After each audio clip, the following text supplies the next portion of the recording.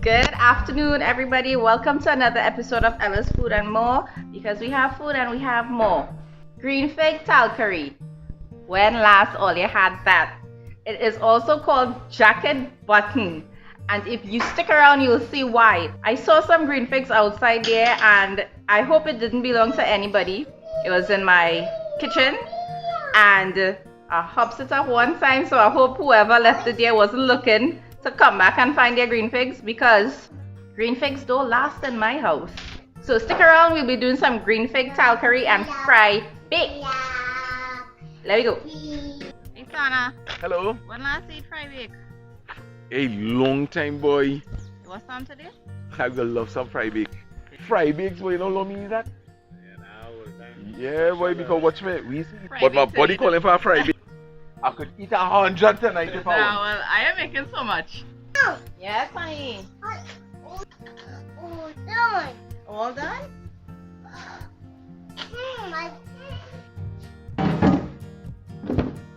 Okay, so let's get started on these guys. Green fig has a sap or a glue. It's very sticky on your fingers, so that you would want to consider putting some oil on your fingers. It's going to prevent the sap from sticking to your fingers. That would be a little bit of pressure to wash out of your hand, just like that. You see the sap? This is the sap here I was talking about. Alright, so I have a little silver basin here with water, and what I'll be doing is that as soon as I peel these green figs, I'm going to put them immediately into the water. And I'm doing this because these green bananas have an enzyme which is dependent on oxygen. And once you remove the green banana from the skin, it is exposed to the oxygen even more. And this is what turns the green banana black. And you really don't want that happening, so that this bowl of water is actually going to subdue the process of the green figs turning black. And everybody will be happy. Alright, so here's what we do. Just cut a little piece off from the underneath and a piece off from the top. Some people are so great at peeling green figs that they just make 3 slits, run their fingers through, peel it off, and then throw it into the basin. I can't do that just yet, so I just go in there and I use my fingers. This is the easiest way for me.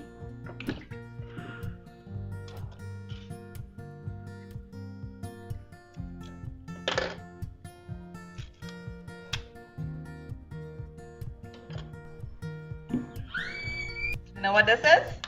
I do. What? Green plantain. Green fig. Green fig. Yeah. Notice how the green figs still remain with their nice grayish brownish color. There's no sign of blackness at all. And we have our peelings for our compost heap. You are probably wondering, looking at this elongated vegetable, how can you call this jacket button? I'll show you. You just start cutting it into these beautiful little round discs, and you notice that they do look like buttons.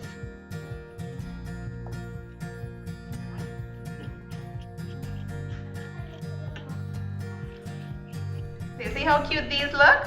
They look like little buttons. When I finished cutting these up, I gave them a couple rinses, and then I put a third fresh set of water in the bowl, and I have these guys chilling out here until we're ready to deal with them.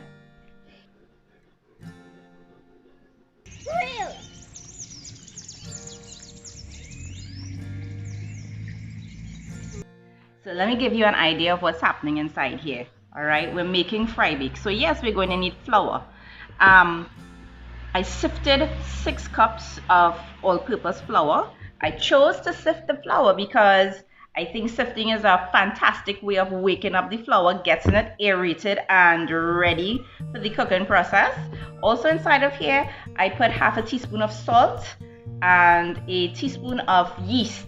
Now, many of you would like to put baking powder instead of yeast, and that's fine. I choose to use it because I love the fluffiness that the yeast allows the dough to have. And this is important to me because when I throw this dough into the hot oil, I want to see these fry bakes puff up.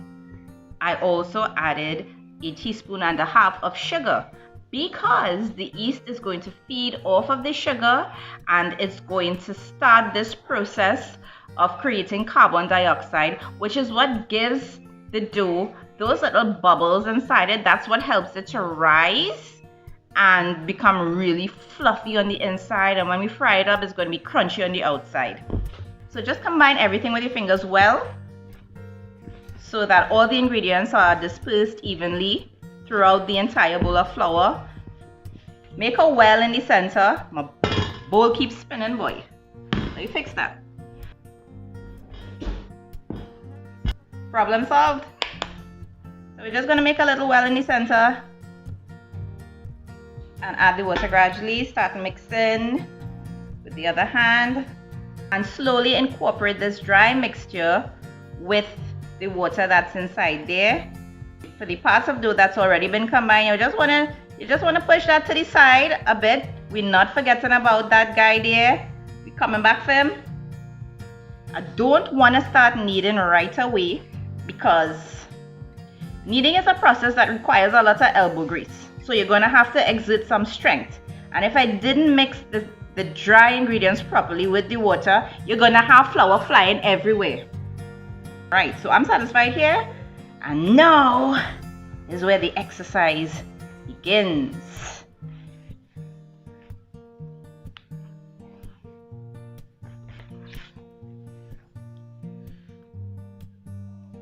What I am doing is I'm actually using the palm of my hand to push down and stretch the flour as I'm kneading. I'm just going to add 1 tablespoon of oil, vegetable oil. You have to take your time and knead your flour, and I'll tell you why. You need to activate all the gluten that is in that flour to get the stretchiness that you need. Look at how smooth and workable this dough is becoming. This is what I'm looking for. I'm going to cover this and let it rest. It is important to let your dough rest. You've been hearing it in many cooking videos, and there's a reason for that. Was there ever a time when you tried to make roti or fry bake and you find that you're rolling out your dough with the rolling pin, but it keeps coming back into a ball form? It's not retaining its flat shape when rolled out, and that's why, because you didn't activate your gluten properly or you didn't leave it to rest after the hard workout it got.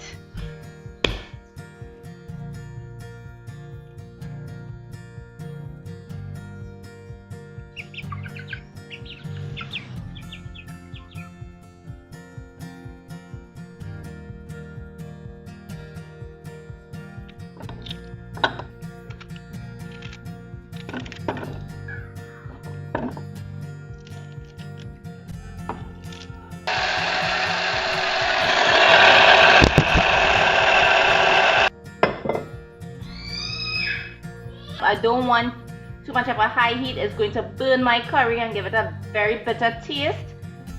And what I love to do with my curry is actually let it cook low and slow.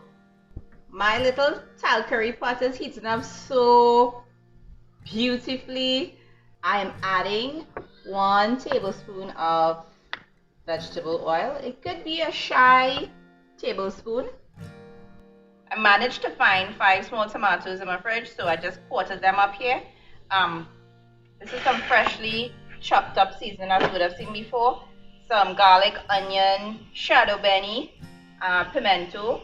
These are curry leaves, cara pile leaves, and they're looking like they're struggling. That is because I can't seem to get this batchak problem under control. I put batchak bait and other things around it. I didn't want to put too many harsh chemicals around the tree. Still having some problems. So if anybody could help me, just leave a comment, please. This 1 tablespoon of curry powder and a teaspoon of jeera powder. I find that when I add the jeera powder too early in the cooking process, it sort of kills out the flavor. I really want the flavor of the jeera to pull through. shredded saltfish that I prepared. I just took the piece that I wanted, boiled it in some hot water until the excess salt is removed, then drained it, let it cool down, and shredded it. I'll add my aromatics paste as well as the parapili leaves.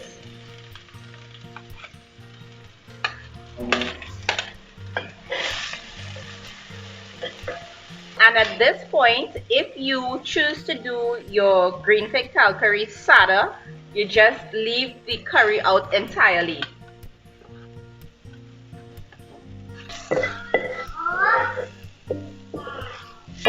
Knock your pot. So good luck.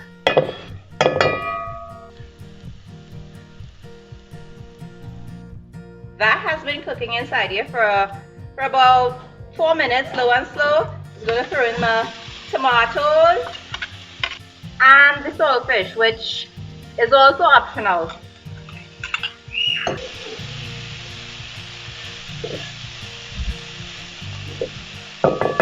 A present for you. Present for me? Let me see it. Oh, I love this abstract design you have going on there. Look at what is happening in your pot. This is the perfect time to add your jacket buttons. You can curry green fig? Yes. Sweetener. You didn't hear when I asked you about that? If you wanted that? Jill, anything you offer me, I take it. Look at how these are going to be transformed and they're going to turn yellow. You see that? So leave this cooking here for about 3 minutes and keep turning it at regular intervals. Maybe every 30 seconds you just give it a nice turn. And you want to pour enough water to barely cover the pieces of green fig in there. So you see, 10 minutes, keep turning, keep turning. Don't worry about the pieces of the green fig mashing up because you want that to happen. That's how it's going to add to the sauce. It's going to have the sauce thicken up also.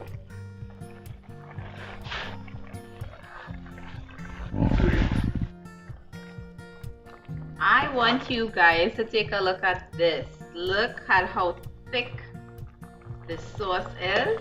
At this point, I'm going to add a bit of black pepper as well as that roasted jeera powder I showed you guys earlier. Our dough has risen. Look how beautiful and soft and cushiony. Yeah, so just give it a little punch down, alright? You want to get that initial fermented taste out of the dough. I will roll each bowl of dough out. I'll cut them up into little rectangles and triangles. You'll see how cute. So I'm going to apply a generous amount of flour onto my workstation here because I really don't want my dough sticking to the countertop. Just press it down, flatten it, throw a little more flour on the top. Yeah, flatten it out a bit. Make sure to put some flour on your bailna as well. And you just start rolling out this fella here. Here's where some more fun happens. You could cut this however you want to cut it, into whatever shape. And you know, if during the day you happen to quarrel with your husband, you could cut out a couple hearts and give it to him. You will know when your oil is hot because you will see some nice a few gentle ripples at the top of the oil there. You can also throw a little dry flour inside there, and when that happens, you know it's time to start frying.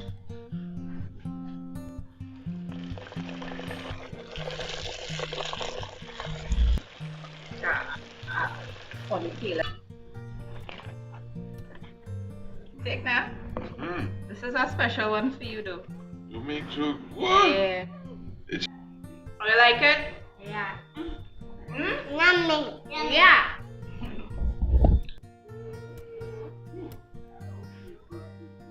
Yummy. What happened is this. I needed 6 cups of flour in that recipe, but we only ended up eating half of that, And so I have 2 loaves remaining. This is not going on waste, guys. You see this container that they are sitting in right now? We're not going to disturb these guys. Instead, what we'll do, we'll just cover it with a nice airtight lid and put this in the fridge, and it will last for up to 2 days. It will last for up to 2 days in the fridge, perfectly fine. Whenever you're ready to cook it, just take it out about a half an hour before cooking, let it thaw out, and you will have fresh bakes. Watch this. This is what giving me trouble. Hey, why is it so wicked? It's because I didn't give you a hot bake. This is the perfect plate of curry, green fig talkarie, and fry bake. I'm so sorry, guys, that my camera wasn't of a better quality. And not forgetting my yellow salad. This is delicious. Fry bake is nice and crunchy on the outside and very soft and cushiony on the inside. The green fig is very well cooked, very tender. Saltfish, tomatoes, jeera, carrot pile.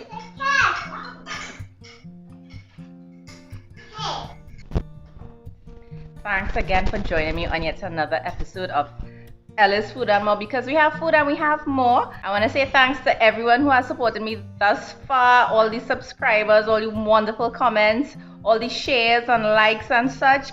Thank you so much, and I hope you enjoy. Remember to leave a comment, try it, and leave a comment. Let me know how you do. Until we meet again, be happy, be safe.